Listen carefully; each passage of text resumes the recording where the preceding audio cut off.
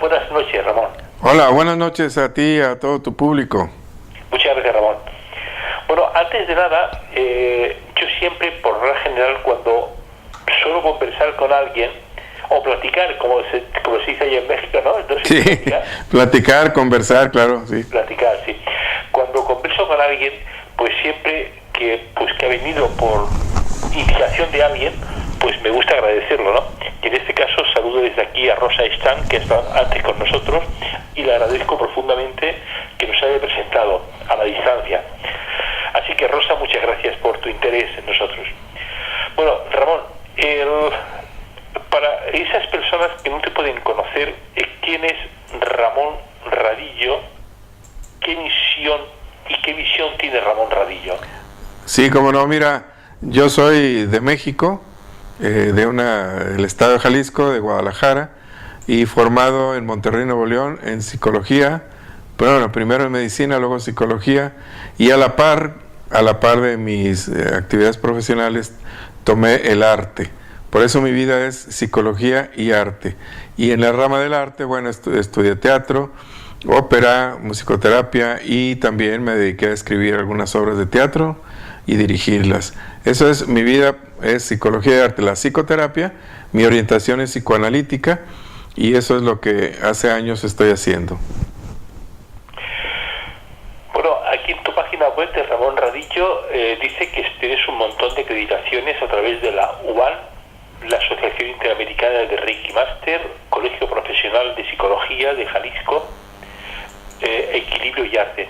Pero a mí me interesa, sobre todo, Ramón, me interesa, aparte de esto, que está muy bien, que son las acreditaciones, pero que me gusta que me digas quién es la acreditación tuya personal.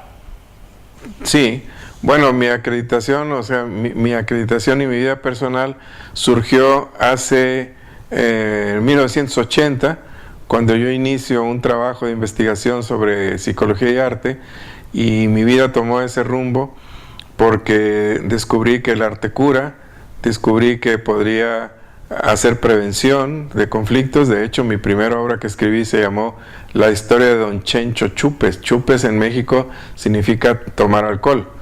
Entonces, en ese momento vi cómo a través de esa historia había prevención, y además canalizábamos al público, porque este teatro era callejero, afuera de una iglesia, en un parque. Canalizábamos personas que quisieran rehabilitarse en el tema del alcoholismo. La obra versaba precisamente sobre las consecuencias físicas, psicológicas y sociales de un alcohólico de clase popular que tuviera muchos conflictos. De hecho, pierde el trabajo, pierde la familia, y finalmente es una tragedia, se muere, ¿no? Entonces ahí inicia ese camino de conjuntar la psicología y el arte como una misión y una visión de decir, esto es lo que quiero hacer, ¿no? Oye, estaba pensando que creo que el día 14 de este mes, nosotros todos los meses, yo suelo realizar un programa de radio con una asociación que es Alcohólicos Anónimos, ¿no? Sí. Bueno, y te dejo esa invitación por si consideras en un momento, el día 14 participar. Claro, de hecho... Sea poder llevar a las personas pues una mejora en su vida, pues maravillosa, ¿no? Claro, porque he trabajado con AA, he trabajado con alcohólicos, que son uno de los pacientes pues más difíciles, ¿no? Porque clínicamente estas personas tienen mucho problema con su manera de beber, y entonces yo les decía a un paciente, si tú vas a AA, a Alcohólicos Anónimos, yo con mucho gusto te atiendo en psicoterapia. Si no, no. Entonces esos grupos de autoayuda lo primero que hacen es que estés sobrio, o sea, que no estés activo, para que puedas asistir a tus reuniones, para que te lleves mejor con la familia y con tu trabajo. Si no, de otra manera es imposible. Por eso pienso que AA es una gran institución que por lo pronto te pone a que no estés activo. Y muchos duran años, no activos. De hecho, cada año allá en México se les regala un pastel. Entonces ahí, para identificarse, dicen, ¿cuántos pasteles llevas? Pues yo llevo 10 pasteles, o así 10 años sin tomar, ¿no? Entonces, con mucho gusto, creo que hay mucho que aportar a través del arte para este problema, porque lo que hace el AA es dejar que dejes de beber y que luego manifiestes cómo ha sido tu conflicto en tu vida, qué ha pasado. Pero aparte de eso se necesita hacer el quinto paso, que es que tiene que hacerse con un padrino, una persona profesional o a la persona que más confianza le tengas. Entonces sí es necesario eso. ¿Qué herramientas tú proporcionas al paciente para que alcance ese equilibrio psicológico, Ramón? Sí, bueno, la psicoterapia en primer lugar, la orientación psicoanalítica es muy rica en eso para que el paciente primero lo que tiene que hacer es tener conciencia, insight, conciencia de que tiene una enfermedad. Primero, dice, no, de hecho una vez discutimos en la Secretaría de Salud de mi país de que el alcoholismo, decían los médicos, que pues es una enfermedad. Y entonces ahí muy atrevidamente les digo, fíjate que no, el alcoholismo no es la enfermedad. ¿Pero cómo se atreve a decir eso? Bueno, lo que pasa es que el alcoholismo es un síntoma que representa el conflicto en cuestión, el conflicto orgánico, el conflicto psicológico, que por eso, pero el tomar es el síntoma que representa el conflicto interno. Entonces, ¿cómo trabajo? Bueno, trabajo yendo hacia descubrir la causa, no eliminar el síntoma, porque tú eliminas el síntoma. Pero si sigue la causa, estamos donde estábamos. ¿Cómo? No. Que si eliminas el síntoma, sigue la causa. Sigue la causa. Exacto, entonces. No, se sigue donde está. Exacto. Donde estaba, sí. No tiene sentido eliminar un síntoma. Porque, te voy a decir, porque luego existe algo que se llama desplazamiento de síntoma. La persona puede dejar de tomar, pero empieza a fumar mucho. Y deja de fumar y empieza a comer mucho. Y entonces pasa de un síntoma a otro. Mientras no entremos a la causa, sí, siempre habrá un problema por ahí que tienes que resolver, ¿no? ¿Qué causas son las más habituales según tu experiencia, Ramón? Sí, mira, en factor clínico, analítico, al menos en el desarrollo psicosexual del niño, existen las etapas de oral, anal y fálica. Entonces, en la etapa oral, cuando esa etapa no es resuelta adecuadamente por la convivencia con sus padres y el niño, todo el placer lo tiene en la boca. De hecho, los niños, y el público lo verá, que el niño se lleva a la boca todo lo que encuentra, porque el placer lo encuentra en la boca. Y sin embargo siempre los adultos le decimos, nene, deja eso que está. Sí, exactamente, sí. Entonces lo que hay que hacer es que resuelva el niño esa etapa oral donde el conflicto, el placer, perdón, está en lo oral. Cuando no lo resuelven bien, más adelante fumas o tomas o comes mucho, porque encuentras el placer en la boca. Allí es una de las génesis y de las etiologías del alcoholismo. La otra puede ser... Es que es un tema muy interesante ese, Ramón. Sí. Perdona, entonces, pero bueno, ¿cómo hacer para que ese niño, digamos, cambiar un poco el significado de esto, ¿no? Porque yo te digo, siempre uno lo relaciona, ¿no? Coge una cosita, se mete en la boca, nene, caca, eso no. Sí, o al revés, a veces el niño está llorando y tú, para que no llore, no sé acá cómo le dicen, en México le dicen mamila o chupón, le ponen ahí la chupeta, sí. La chupeta, y ya cállate para que no llore. Entonces eso no es resolver o sea, tiene que ver qué quiere el niño, qué necesita, por qué llora, o sea, por qué se está llevando a la boca eso. O sea, es una tarea de investigación de los padres, y generalmente los padres no tienen tiempo. Los que vienen tratando a los niños a veces son los abuelos. Pero entonces, ¿no tienen tiempo o no saben, o no sabemos? No, yo pienso que de unos 20 o 30 años para acá, cuando se integra a la producción la mujer y el hombre, el niño queda un poco ahí a la guardería, en el kinder o como le llamen, o con los abuelos, y no es bien atendido en eso. Sin embargo, el alcoholismo existe desde hace muchísimos años, ¿no? Pero ahora, hablando en respuesta a tu pregunta, es decir, el niño necesita ser atendido, ¿no? Para saber por qué está haciendo lo que está haciendo, ¿no? Bueno, eso es en cuanto a los síntomas de los niños, ¿no? Sí. Bueno, esa es la fase oral, me has dicho, ¿no? Y ¿eso también otra que la fase anal, has dicho? Sí, la fase anal, fíjate que es muy interesante porque la fase anal, el niño retiene el excremento para luego sentir placer al expulsar. Entonces retiene para que al expulsar él sienta placer. El placer lo encuentra ahí en esa zona. Entonces cuando no es bien resuelta esa etapa también, que puede ser que le digan al niño, espérate que lleguemos a casa porque, o que lo hagan sufrir, o ándale, ve al baño porque ya te vas a dormir, o al servicio, como dicen aquí, ¿no? Sí.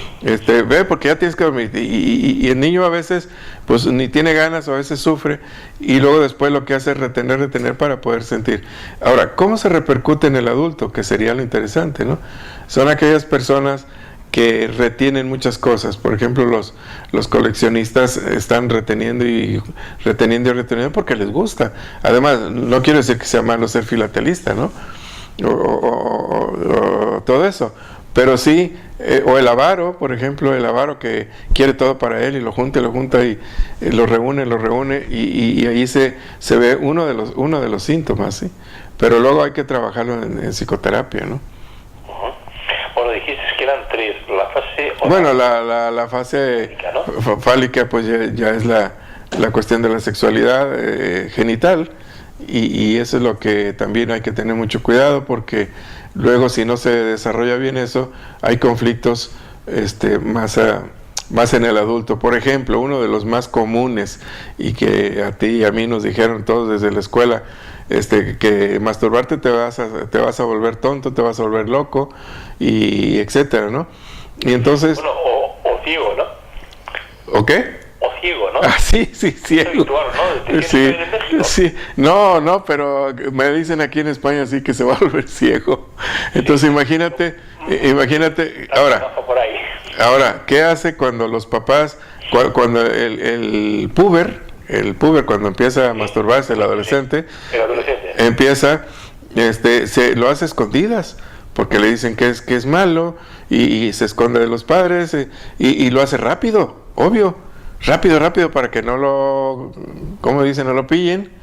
Y entonces cuando ya crece más adulto, ¿qué es lo que va a representar? Al menos en mi experiencia profesional de años en la clínica y recibiendo pacientes, hombres y mujeres al respecto, ¿qué va a pasar con el hombre en particular que tiene eyaculación precoz? Porque él lo hacía muy rápido, que no lo vean, y además con culpa. Imagínate, no solamente eso, sino que además la culpa, o sea que mal, ¿no? Y además, moralmente, para no decir nombres, pero también les dicen pues que está mal, que es pecado, ¿no? Entonces, yo creo que esos son uno de los conflictos que se representan ya en la etapa adulta, y que es grave en cuanto a la pareja, porque no le va a ir bien, y aparte sentir culpa. O sea, fíjate, eso es un tema, Ramón, que nunca recuerdo que hayamos tocado aquí en nuestras emisoras de radio, que es hablar una relación directa entre la urgencia de la masturbación juvenil con la eyaculación precoz. Por supuesto. Y ahora que lo dices, tiene su lógica. Sí.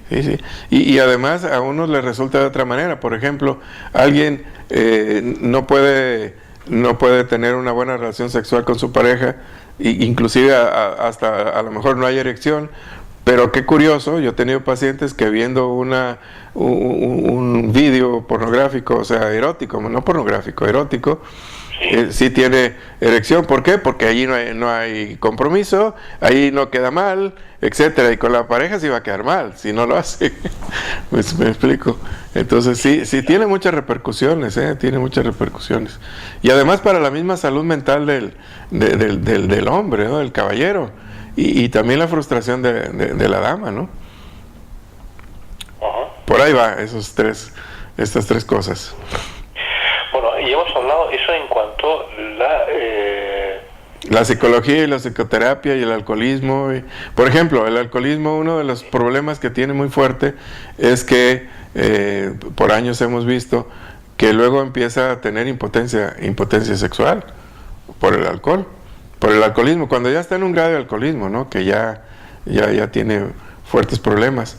Y entonces se vuelve muy celoso, la celotipia, porque pues va a pensar que la pareja, ¿qué está haciendo? Sí, por eso digamos que pueden existir en determinadas ocasiones los malos tratos, ¿no? Claro, porque... La consecuencia inmediata de la celotipia. Del maltrato, efectivamente. Yo vivo, me vuelvo impotente, por tanto me pongo celoso, Claro. me pongo posesivo y como consecuencia pues me convierto agresivo. Por supuesto. Y ahora ahí también hay que reconocer que hay un complemento de patologías, porque muchas veces la mujer sabe que toma mucho, pero dice, no, yo lo voy a cambiar. Y vas a ver, ¿no? Cuando se case conmigo. Y pues no lo va a cambiar, por supuesto que no. El hombre puede dejar de tomar un buen tiempo mientras logra el objetivo de tener una pareja y casarse y eso, pero después es recurrente, porque mientras no es bueno apagar el síntoma, si no descubre la causa, él va a seguir, ¿no? Y la mujer va a tener problemas, porque la mujer eligió también un hombre que toma, porque tal vez tuvo un padre que toma, y entonces el Edipo que le llama, ¿no? El relacionarse con una figura. Esto sucede de manera inconsciente, porque el público va a estar diciendo, oye, no, yo no salgo a la calle buscando a ver quién se parece a mi papá o a mi mamá. No, esto es de manera inconsciente. Si fuera consciente no hubiera ningún problema. Bueno, me hablas tú mucho de pareja, ¿no? Es un tema, por lo que veo, tú sueles tocar mucho el tema de pareja, ¿no, Ramón? Sí, porque también tiene consecuencias con los niños. Hay un tema un curso, una conferencia que yo doy que se llama Infancia es destino. El niño es el padre del adulto. Lo que tú seas de 0 a 7 años, vas a ser irremediablemente, eso es lo que vas a ser de adulto. Por lo tanto, es muy importante resolver bien las etapas de 0 a 7 años para que el niño tenga un buen desarrollo y pase todas sus etapas de la latencia, la pubertad, la adolescencia y la parte joven y la parte adulto y la parte mayor. O sea, ese es todo un camino que muchas veces no tomamos en cuenta. Bueno, por eso tú tienes también eso de infancia es destino, tú tienes el tema de asesoría para padres, ¿no? Claro, porque infancia es destino, es decir, a ver, papás, vengan acá, vamos a ver, tu niño tiene 3 años, 4 años, es el momento adecuado para que puedas trabajar bien sobre cómo educarlo de 0 a 7 años, ¿no? ¿Por qué? Porque muchas veces los padres traen su propia historia. El hombre trae una historia de su familia, de cómo lo trataron a él, la mujer también. Imagínate lo que es conjugar 2 historias. Es realmente una tarea muy buena, ¿no? Conjugar 2 historias de que cada quien trae su bagaje histórico. Y luego le vas a asignar al niño, de acuerdo a las historias, lo que tú crees que puede ser bueno para él. Y muchas veces nos equivocamos, ¿no? Hay una canción que cuando puedas la pones por ahí, que se llama Esos locos bajitos, de Joan Manuel Serrat. De Serrat, sí. Exactamente. ¿Y qué te dice? Nosotros creemos que estamos educando y todo el rollo, pero pues no. Sucede que ponemos nuestras frustraciones ahí también, ¿no? Y etcétera, ¿no? Es un tema, ¿por qué? Porque si asesoras bien a los padres, le dice, a ver, venga, vamos a ver infancia es destino. Pero luego también, al hacer ese recorrido entre infancia es destino, desde 0 años hasta 7, hasta 14, hasta 18 de adolescencia y luego de adulto, en ese recorrido los mismos participantes de este taller pues se van a estar viendo a ellos cómo pasaron sus años en esas etapas y van a saber qué hacer ahora con los niños en esa etapa, ¿no? Bueno, según tú, si tuvieras que hacer una valoración, ¿en qué situación está ahora mismo la educación tal y como tú la concibes desde el punto de vista profesional, adaptando tu experiencia profesional al mundo de la calle? Es decir, ¿en qué situación estamos en términos generales, no? Sí, en términos generales la situación está delicada porque los padres, ya ves, tienen que integrarse a la producción, a trabajar, a todo esto. Y aparte, en la calle, donde los niños son llevados desde chiquitos a la calle, ¿no? No sé si me explico. Por ejemplo, niños en los carritos que tienen 6 meses, 1 año, 2 años, recibiendo todo el ruido, la contaminación sónica, el tabaco que anda en el humo, digo, ahí en el aire, el ruido del bus, etcétera, etcétera. Ese niño en su corteza cerebral, imagínate sus neuronas, cómo están alteradas, ¿no? Tienen sistemas alterados, etcétera. Nomás empezando por ese punto.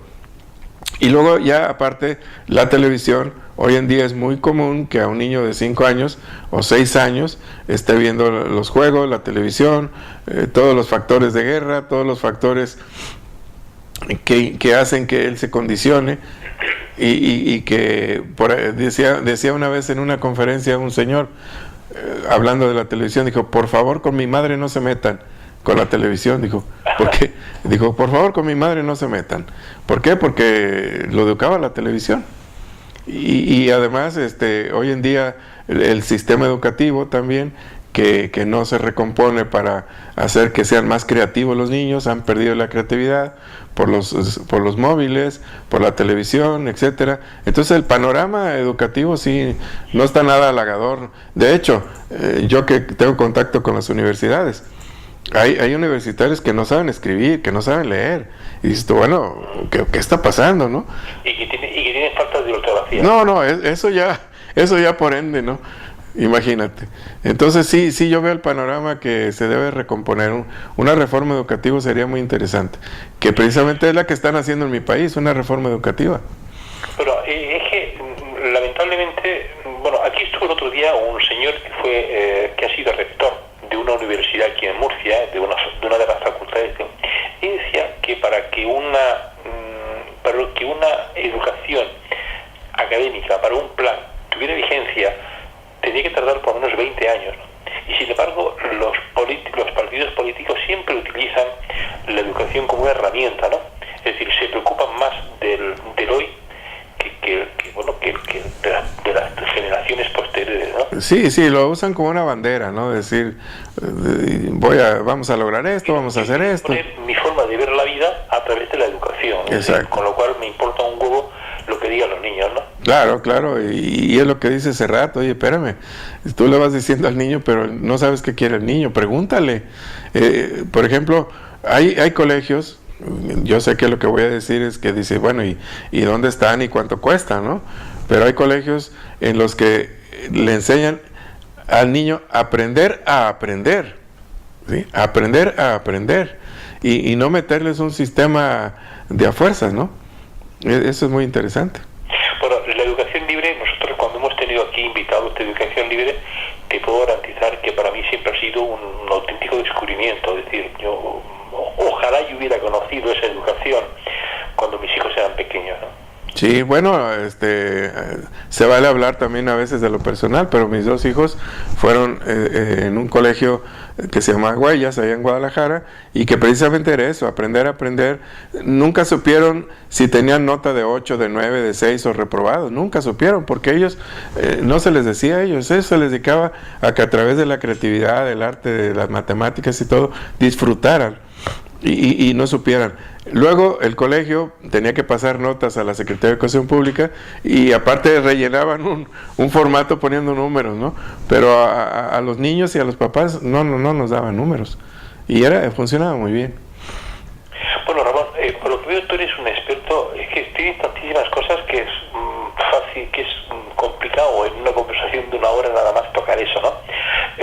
Pero tú eres un experto, digamos, en transformación humana, ¿no? Sí, bien. Digamos, sí,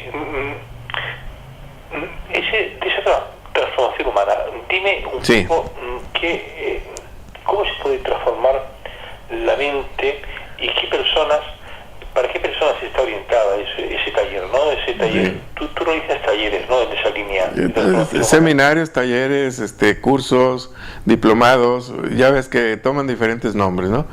Dependiendo de dónde lo impartes y para quién lo impartes, ¿no? Pero estoy que me muero por decírtelo ya, ya estoy que me estoy, como dicen en el médico, me estoy pelando, ya estoy ansioso. Sucede que cuando era muy niño, de 10 años tal vez, me dedicaba... Bien niños, eso fue antes de ayer, ¿no? Porque Sí. En tu página web, joven. Fíjate que yo me dedicaba a ver la naturaleza porque vivía en un pueblo. Entonces, una vez viendo, aparte de ver insectos, gusanos y aves y frutas y todo, una vez vi un capullo de una oruga. Ajá. Entonces dije, a ver, esta oruga se encerró en su capullo y yo esperando a que saliera la mariposa. Imagínate todos los días estar esperando a que saliera, ¿no? Ahí en el patio, colgada de una rama de un arbusto. Y entonces me puse a pensar, ya cuando vi que la mariposa empezó a hacer ruidito y empezó a moverse y empezó a salir, y ya vi cómo surgió la mariposa. Entonces, ya pasados los años, ya... ¿Me vas a decir que te has convertido en un profesional de la mente humana por esa reflexión? Ahí te va, ¿por qué? Mira, sucede que y dije, bueno, pasaron el tiempo, ya estudias psicología, estudias filosofía, teatro, todo lo que tú quieras, y entonces dije, a ver, ¿qué necesita? Y te hago la pregunta y al público, ¿qué necesita una oruga cuando se encierra en su capullo? ¿Qué necesita del exterior para convertirse en mariposa? Nada, dejar que la vida fluya. Si llueve, no hay problema. Si hay nieve, no hay problema. Si hay calor, no hay problema. La oruga está encerrada en su capullo, ¿cierto? Cierto. Y adentro está sucediendo el milagro de la metamorfosis. Sí. ¿Con qué? Con los elementos que tiene dentro. Con los elementos naturales, ¿no? Que tiene dentro de sí. Y entonces el ser humano también contenemos todos los elementos para transformarnos en lo que nosotros queramos interiormente. De hecho, estamos programados para sanarnos solos, pero ¿por qué no sucede eso? Porque estamos bloqueados. Y esos bloqueos son los que hay que... Por eso digo transformación humana, porque para transformarlo necesitas quitar esos bloqueos, que la gente tenga conciencia y que vaya trabajando sobre ellos para quitar esos bloqueos y pueda surgir esa mariposa o esa persona que él quiere ser, ¿no? Había un programa en televisión en México que se llama Transforma-T, la letra T. Transfórmate. Pero se refería a lo exterior. Entraba una chica con obesidad, feíta de la cara, el pelo, todo, y pasaban un mes y le daban un tratamiento y grababan ese programa para ver cómo entraba y cómo salía. Entonces yo dije, bueno, esa es una transformación física, pero yo quiero ir más allá, quiero ir a esa transformación interior.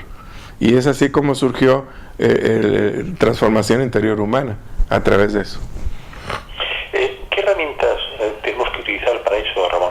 Bien, pues para transformación humana se requiere una palabra mágica que se llama proceso. Si nosotros no entendemos que para transformarnos necesitamos un proceso y que no es con una varita mágica, y ese proceso requiere de primero saber si tienes digamos un proyecto de vida. ¿Sabes a dónde vas? ¿Te acuerdas de Alicia en el País de las Maravillas que le dice, Alicia, ¿por cuál camino me voy? Le preguntan, ¿a dónde vas? No sé, entonces coge cualquier camino. Entonces, si nosotros no estamos enfocados hacia cómo nos queremos morir, haciendo qué, o sea, ¿cuál es mi proyecto de vida? ¿A dónde voy? Si no sabemos eso, entonces pues ya andamos a la deriva, ¿no? Luego, ese enfoque.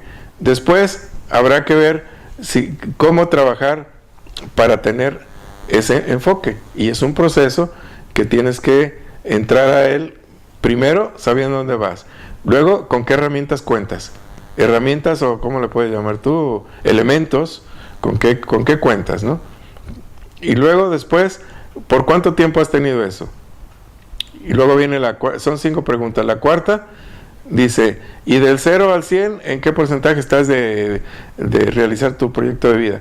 Pues que un 40, 50. Y la quinta pregunta, que es una de las más difíciles que existen ahí en este taller, que dice, ¿qué necesitas hacer para llegar al 100%? Pero hacer, verbo hacer. No que pienses, no, pues yo creo que voy a conseguir. No. ¿Qué vas a hacer? ¿Qué vas a hacer? ¿Qué vas a hacer? Y cada vez que me dice, bueno, voy a encontrar una escuela donde estudiar. ¿Y qué vas a hacer para encontrar la escuela? Bueno, pues buscar en internet. ¿Y en dónde? Y lo lleva hasta ahí. Dime qué vas a hacer. No estés elucubrando, ¿no? Entonces, estas son unas 5 primeras preguntas para iniciar este proceso. Solamente para iniciar. Después hay que ver que meterte realmente en el ser y tener. ¿Qué quieres tú, tener o ser? Y ahí la gente, la mayoría de las personas se inclinan por tener. Yo quiero tener cosas, ¿no? Pero no muchos se dedican a saber qué quiero ser. O sea, el camino del ser, cómo se recorre, ¿no? Y así, ese es el proceso, y va más, ¿no? Tiene mucho esto de camino, ¿no? Para poder llegar, por ejemplo, hablamos de la sintomatología que comenté hace un momento. Tenemos 3 cuerpos: físico, mental y espiritual. ¿De qué alimentas el físico? Pues de alimento, de comida.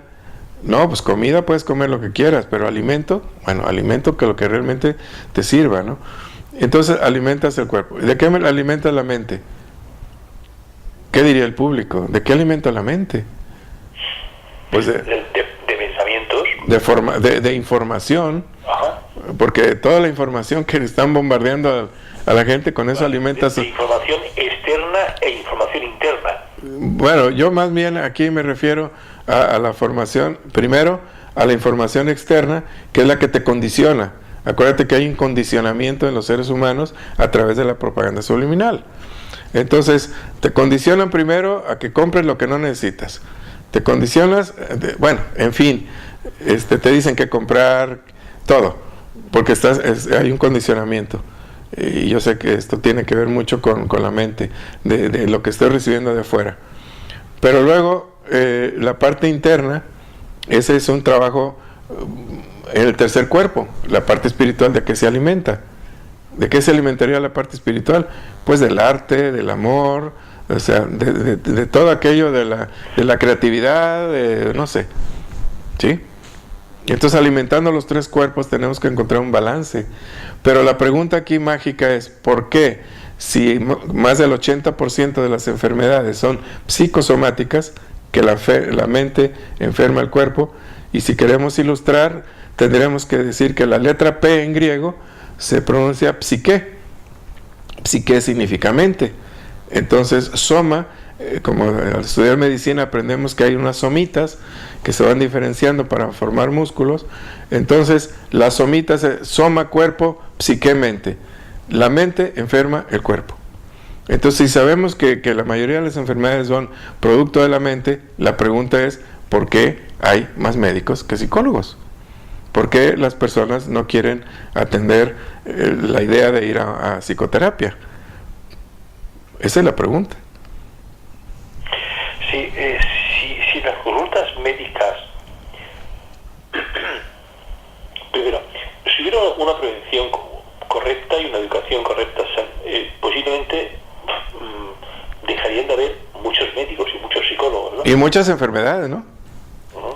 Porque también en China si dentro de los maestros que se dedican a curar, dice, a este médico se le enfermó un paciente. La misión de él es la prevención, de que no se enferme. Y si se le enferma, le dicen, mira, se le enfermó un paciente. Pero las personas no queremos ir a la prevención. Van al mecánico cuando el auto ya no funciona. Es más cómodo la pastilla, ¿no? Claro. Por ejemplo, la supresión de síntomas que decíamos hace un momento. Si te duele la cabeza, tómate una aspirina y se acabó. Pero ¿cómo sabes si la cabeza te duele por una mala digestión? Eliminas el síntoma, pero el estómago se sigue pudriendo, ¿no? Etcétera. O sea, tenemos que aprender a no suprimir síntomas, sino ir a las causas. RamonRadillo.com, donde podéis encontrar un montón de información, ¿Qué es eso de qué se necesita para lograr la transformación, Ramón? Sí, pues se necesita entrar a este proceso que yo te he comentado, de empezar primero el enfoque, luego ver con qué elementos cuentas tú, herramientas, cualidades, porque fíjate que en ese ejercicio, cuando tú le dices a la persona, por favor, escríbeme tus talentos, y escriben 5, escríbeme tus debilidades o tus defectos, escriben 50, Entonces, no se puede así. Si tú no tienes una autoestima suficiente para poder entrar al proceso de saber a dónde vas, pues necesitamos fortalecer primero tu autoestima, primero que reconozcas tus talentos, porque ellos van a trabajar para ti, pero tienes que ir al encuentro con ellos. Ese es, y luego sigue, este entrenamiento es larguito, ¿no? Porque luego tenemos que ir yo diseñé ahí una esfera, digo, más bien un círculo que se asemeja al átomo o a un sistema planetario. El átomo es el núcleo, tiene los electrones que giran alrededor del núcleo, cada electrón tiene movimiento de rotación y traslación, igual que los planetas y el Sol, ¿de acuerdo, verdad? Ajá. Entonces, también nosotros tenemos un centro, y ese núcleo es precisamente tu ser interior. ¿Y qué gira alrededor? Yo coloco ahí 7 esferas, que es espiritual, mental y física en un triángulo, y luego metemos cultura, economía, sociedad y valores. Esas 7 esferas, si las ponemos en óptimas condiciones, van a dar algo que le llamamos armonía, y eso nos transforma. Te dije lo que dura 2-3 meses de seminario, ¿no?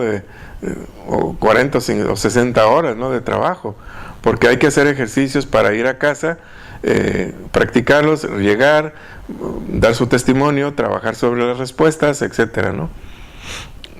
Pero la transformación humana es un proceso al que hay que estar dispuesto. Había antes un seleccionador de fútbol que hablaba cuñaba una frase que era querer, saber y poder, ¿no? Sí, y fíjate que hay un triángulo interesante que lo podemos visualizar. En la punta de arriba escribes pensar, y luego en el izquierdo abajo pones decir, y en el tercero a la derecha pones hacer. Entonces, cuando no encontramos el equilibrio, porque a veces piensas mucho y no dices nada, o hablas mucho y no haces nada, o hablas sin pensar, ¿cómo encontrar ese equilibrio? Esa congruencia entre pienso, hablo y hago. Ahí se requiere precisamente este entrenamiento para poder saber todo tu proceso, ¿no? Es la coherencia, ¿no? La congruencia y la coherencia, sí, claro. Bueno, para ti, estás hablando de un mundo donde la libertad tiene un factor sumamente importante, ¿no? La libertad entendida, la libertad personal, ¿no? Sí, bueno, es que ¿qué es la libertad? La libertad no es estar fuera de una cárcel o fuera de la casa, ¿no? O que me dejen hacer lo que yo quiera. Esa no es la libertad. La libertad es, fíjate, ¿cómo lo veo? La libertad es eliminar de ti los atavismos, los convencionalismos, los prejuicios, el qué dirán, la ira, ¿sí? La avaricia, la soberbia. Eliminar todo eso de ti, eso te hace libre. Y entonces esa es la libertad real. Pero ahora, ¿cómo? Bueno, hay que vivir un proceso. Es que yo esa palabra la traigo muy hecha, porque si te regalan un rosal y lo plantas, y te digo mañana, oye, Antonio, ¿podrías traerme 5 rosas del rosal que te regalé ayer, que lo acabas de plantar? Pues no, necesitamos un proceso. Y es el proceso de la metamorfosis, de la oruga, de la mariposa, de todo en la vida, ¿no? 9 meses para nacer, ¿sí? Entonces, y mientras queramos las cosas como una aspirina, que nos resuelvan todo rápido, o fast food, comida rápida, y todo rápido, pues no vamos a llegar muy lejos, ¿eh? Porque ¿de qué sirve tener más años de vida cuando tienes una mala calidad de vida? Es cierto. Bueno, y tener una buena calidad de vida, ¿para ti qué es, Ramón? Tener una salud física, mental y espiritual. Esa es una calidad de vida. Pero para eso ¿te refieres, no? Como dice equilibrarte, el arte de vivir en armonía. Calidad de vida es vivir en armonía, pero para llegar a ello necesitamos un proceso. La armonía no se da nada más así. Imagínate un pentagrama, que todas las notas están corridas, sin un pequeño cuadrito blanco que se llama espacio. Eso sí, perdón, silencios. ¿Qué sería de una melodía? Entonces, si uno desafina en el pentagrama de tu propia vida, pues entonces hay que afinarnos, ¿no? Y para afinarnos necesitamos estudiar música. Y para estudiar música es un proceso. Oye, ¿qué es eso de la arteterapia en movimiento? Arteterapia en movimiento es un invento de tu servidor que consiste en la fusión del Tai Chi, que tengo muchos años en ello, el Tai Chi Chuan, los fundamentos y las bases, no el Tai Chi para exhibición y para hacer 50 movimientos ahí, no, vámonos directo a lo que es el beneficio de los movimientos para tu cuerpo. El arteterapia en movimiento fundada en el Tai Chi significa que tienes que ver tu circulación sanguínea, una alta coherencia de los hemisferios cerebrales, prevención de Alzheimer, prevención de osteoporosis, más en las damas, etcétera. Eso es lo que enseñamos ahí en arteterapia en movimiento. Y luego, la biomecánica corporal que yo aprendí cuando estudié teatro. Cuando estudié teatro aprendimos ejercicios corporales, biomecánica como para el actor. Y luego lo termino con algo muy, muy rico, que es free dance, o sea, una danza libre.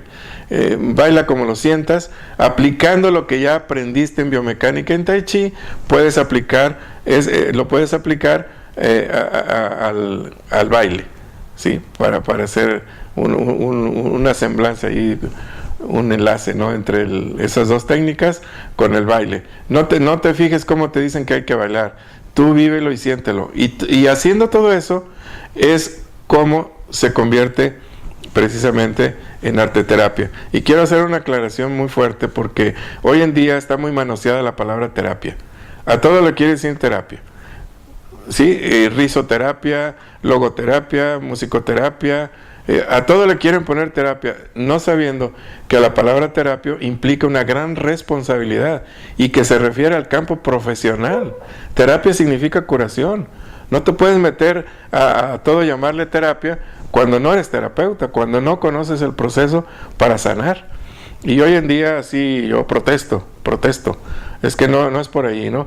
Arteterapia en movimiento es porque, como soy psicólogo y estudié medicina, el hecho de estar haciendo todo lo que es la respiración, los movimientos, te está sanando. Te está sanando porque tu mente está trabajando, tu cuerpo está trabajando, tu respiración, el baile, el arte te libera, hay catarsis, expulsas muchas cosas a través de los movimientos y del baile. Entonces ahí hay una responsabilidad de decir que estamos haciendo terapia. El terapia es el proceso y nos hacemos responsables de ello, ¿no? Bien, ramonvadillo.com. Radillo. Sí, no me vaya. ramonradillo.com, donde tienes psicología aplicada, tratamientos, arteterapia, reiki, transformación humana, consultoría empresarial, quién soy, blog. Eso que dices tú, transformando empresas. Sucede que una empresa no se puede transformar si no transformas a los que están dentro de ella. La empresa no es nada. La empresa son empleados, son funcionarios, la empresa es eso, es un equipo de gentes ahí. Más bien a veces es un grupo, porque para hacer equipo es diferente. Una cosa es un grupo de personas y otra cosa es un equipo.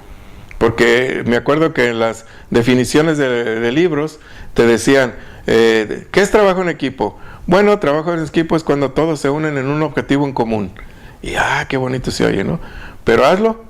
Cuando uno es soberbio, otro es avaro, otro es esto, otro es lo otro, ¿cuándo vas a hacer ese? Entonces, trabajo en equipo significa hacer esa transformación en ti, de retirar de ti todo lo que te estorba, desde el egoísmo, la ira, entonces, solo el trabajo se da en equipo, solito.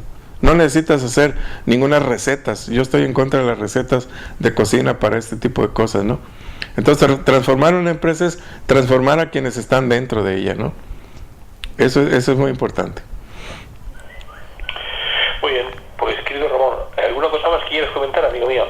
Bueno, que transformación interior humana se refiere a ese proceso y que tengo otro invento por ahí diseñado, que es tratamiento, que por cierto es muy grave, a fibromialgia. Sí, cierto es. Sí, que no hemos hablado sobre ello. Es que hay como 20,000 pacientes de fibromialgia en Granada. Esas son estadísticas, yo las tomé estadísticas. Y en México yo ya empecé a aplicar tratamiento a fibromialgia y bueno, ahora lo voy a aplicar acá, pero consiste en terapia Reiki, en terapia psicológica y en flores de Bach. Es un invento, pero hay que saber cómo hacerlo. O sea, terapia de Reiki, psicológica y flores de Bach. Principalmente psicológica, el 80% de la fibromialgia es psicológica. Y luego ya vemos el Reiki, que es una terapia de sanación natural, que no sustituye al médico. Y luego vemos las flores de Bach, que también que no son medicamentos y que son muy buenas. Entonces, esas tres cosas que yo uní me hicieron que empiece yo a tratar ese tema de la fibromialgia.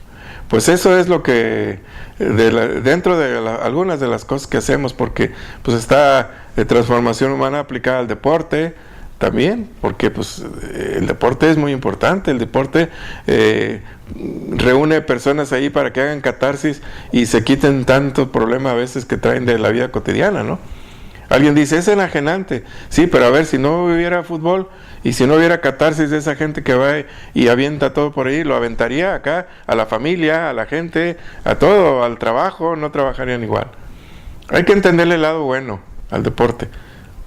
Pero al deporte, no, digo, para que no confundirlo, ¿no? Bueno, al deporte no al espectáculo, ¿verdad? Bueno, exactamente. Bueno, tampoco son dos cosas diferentes, ¿eh? Sí, lo que pasa es que al estadio van al espectáculo. Ya ves que hoy en día ya no hay sentido de pertenencia. En mi país hay un equipo que se llama Guadalajara y otro del América. Entonces, el que jugaba antiguamente, que jugaba en el Club Guadalajara, jamás iba a jugar con el América. Quería su camiseta. Decía, no, yo jamás voy a jugar ahí. Hoy no, y juegas en el Barça, juegas en el Real Madrid, juegas el que te pague mejor, ¿no? Ya no hay ese sentido de pertenencia, ¿no? Pero la gente va a ver el espectáculo, ¿no? Sí, son dos cosas diferentes. Claro. Yo digo, pues un día si quieres hablamos sobre el tema de fibromialgia, porque es un tema sumamente interesante y lo podemos difundir, ¿no? Para cuando que gustes, sí, claro. afectadas por esta enfermedad, pues puedan ser interesantes. Cuando gustes, y me informas sobre el programa del alcoholismo. Muy bien, sí. De Alcohólicos Anónimos. Ya te diré el día. Ahí tienes mi Face, tienes mi correo. No tengo aquí delante la información, sí, pero creo que sería 14, pero bueno, estoy de memoria y no quiero, o el 15, no sé qué día es. Bueno, tienes mi correo electrónico ahí y mi Face y todo ahí, okay, podemos estar en contacto directo. Muy bien, pues grandísimo, Ramón. Y muchas gracias por esta oportunidad de conversar con el público. Saludos a Rosa. Claro, de tu parte. Adiós. Un abrazo para ti, hasta pronto. Adiós.